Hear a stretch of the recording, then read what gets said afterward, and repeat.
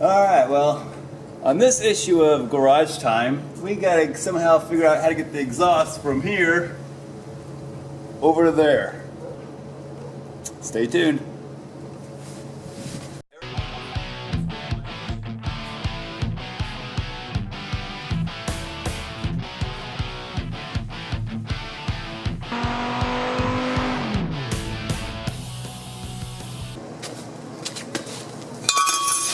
Well, this is the exhaust manifold collector that I cut off the passenger side. So I'm going to connect this directly to the driver's side and see if I can figure out a way to snake that pipe through. Alright, so here's my driver's side exhaust, and I'm thinking this 45 is going to work pretty well right here to sneak it around that bump stop for the suspension. I don't think that's going to give me a problem there. So I'll tack that in place, and then I'll try to run another one around here somewhere. I have to watch out for this sway bar here, because that's going to want to swing way up and get in our way. Alright, so I'm about to run this crossover from my driver's side over to my passenger side. And I thought I was being a bit of a genius and stuff, running on the outside of the frame rail, but I've got a problem here. Okay.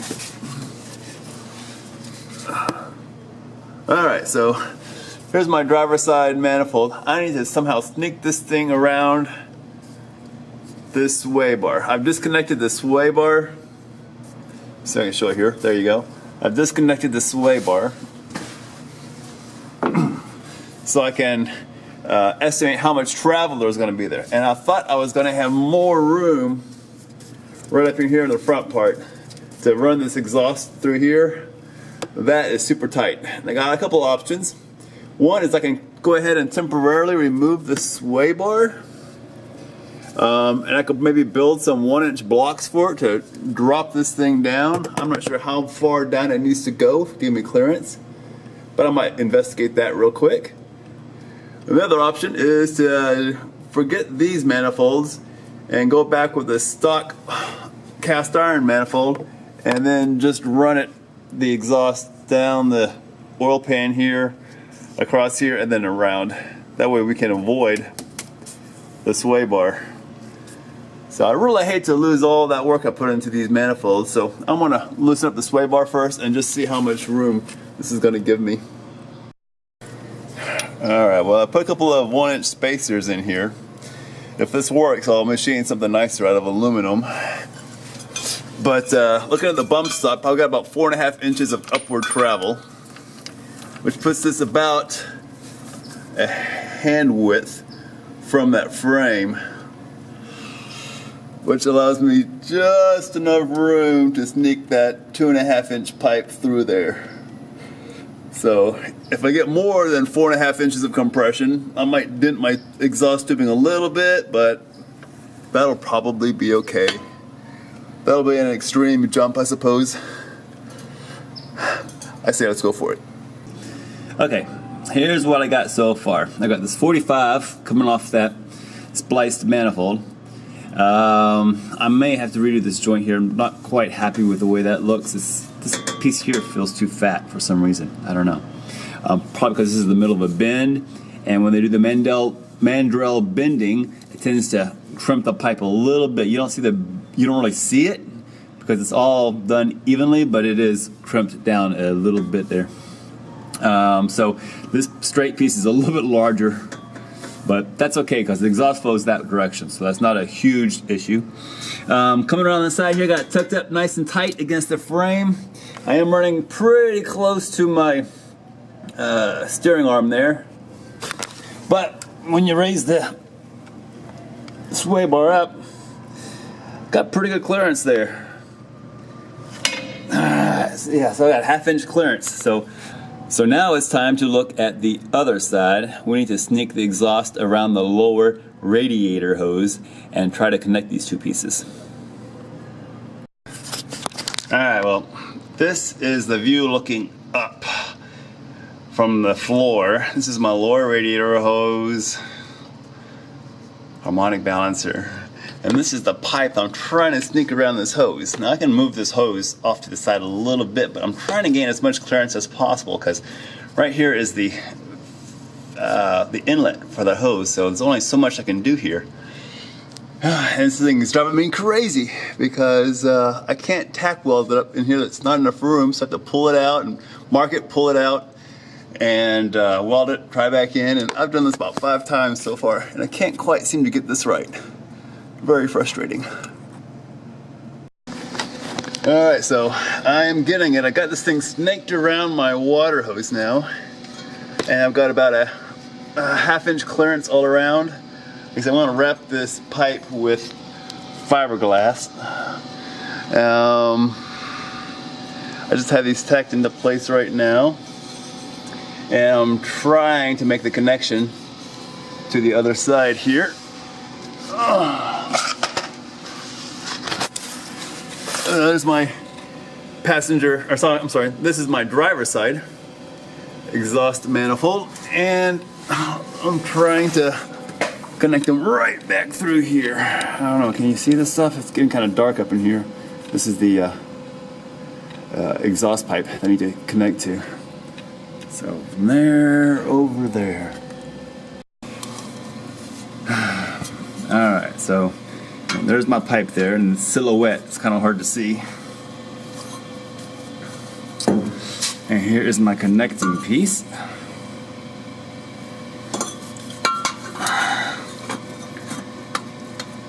And right up in there, like that. Alright, let's tack it in.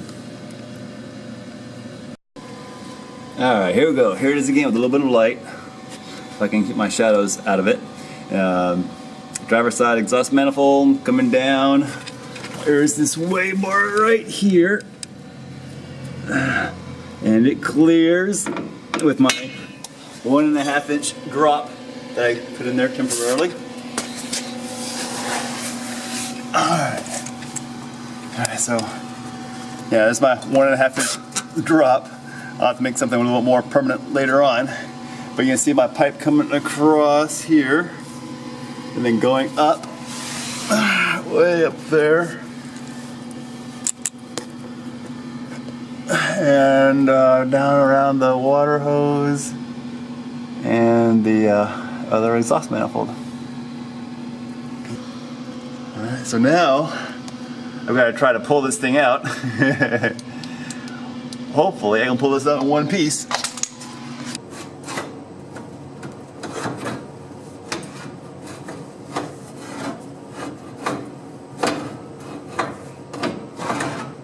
I might have to put a flex coupler in here to allow more room to get this thing in and out.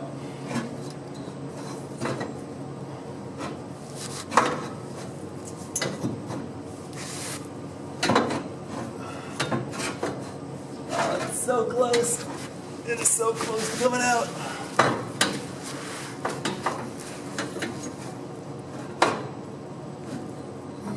But it's not going to happen. Maybe if I removed the roll bar in its entirety, it would come out. But that'd be a pain to service down the road. What to do, what to do. I think we're just going to go ahead and drop the roll bar for now. But I'm going to have to put in a flex coupler. There's no other way it's going to come out. So, back to wrenching. Alright, there's your roll bar. That's a big roll bar too. Let's see if we'll come on out now. Come on. There we go. Alright. Oh, don't kick the camera. There we go. That's the snake.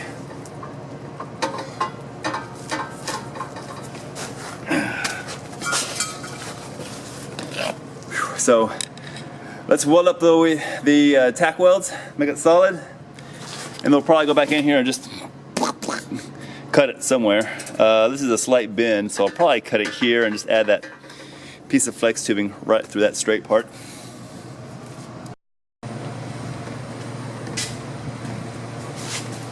Alright, I got a few more things in the mail today, so I can try to finish this episode for you guys. I got a 4-inch adapter for the turbo.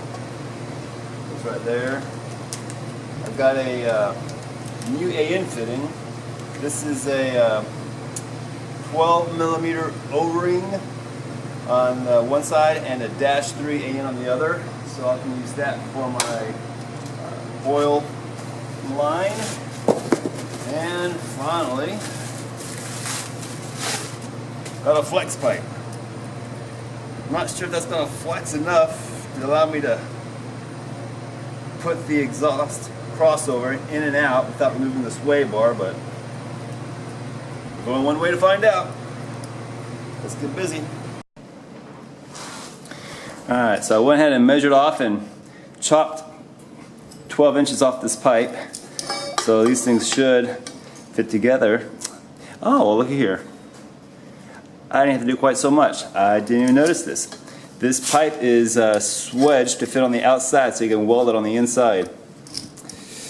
So when I put this thing together, I might be doing kind of like a ridge lap weld on that thing there to kind of fill in the gaps. We'll have to see how that goes. I should have tried that in first. Alright, well, there's my two pipes back in place. And see, here I am down here by the differential, front differential engine. And this is my replacement piece. And yeah, my replacement piece is hitting a little bit over here. And the cross member, so I'll have to make a little bit of a notch right through there so that it doesn't rub. But that's an easy fit. I'll just give it a couple of tacks and then we'll pull this thing out and weld it solid. Alright, well, there's that flex pipe welded into place. Hopefully today I'll get some thermal wrap in the mail and we can wrap this thing up solid and reinstall. Why do they sell these 12M metric O-ring fittings without O-rings? What's up with that? Let's see what I got. And I've got my O-ring fitting installed there. You guys can see that? There you go. I've got my 3/4 inch, no, I'm sorry, 5/8 inch rubber heater hose hanging from the lower fitting, but there's just a little bit of a crease in the line. So I am going to twist this over a little bit, clock it a little differently. You can be within so many degrees of straight up and down. Don't quote me on that number. I think it's like 15 and still be okay. So I'm going to try to put about 10 or 15 degree incline on this fitting and see if I can't get that heater hose to clear the frame without kinking. I should be able to do that. Alright, well, let's try this again. I had to pull the turbo out in order to clock this thing. The iron housing, exhaust housing, was seizing up on the center section. So I had to pull it apart and throw some anti-seize on there. And alright, let's try this again.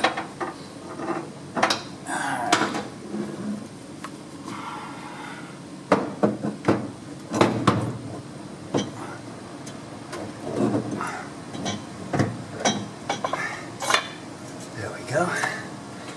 And a couple of nuts to hold it.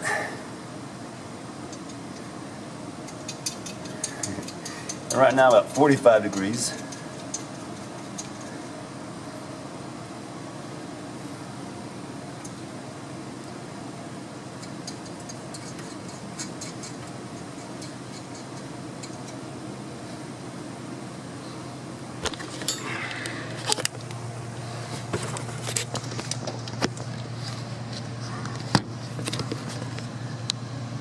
Alright, so I'm also going to spin this thing around. How far can I get away with it? probably about there is pretty good. But that's only about 5 degrees or so off of straight up and down. So that'll give me the clearance I need for my hose. That'll work just fine. So we're gonna tighten these bolts down, and I gotta punch a hole in my oil pan. Alright, well, here is half of that crossover pipe wrapped in the black fiberglass heat wrap. This stuff didn't go very far. I used 15 meters. Well, that's probably 14 meters. There's a little bit left over. But not nearly enough to wrap both sides. So I'm going to have to order some more. And when I get some more parts in, we'll finish up with the next episode. So stay tuned. Thanks for watching.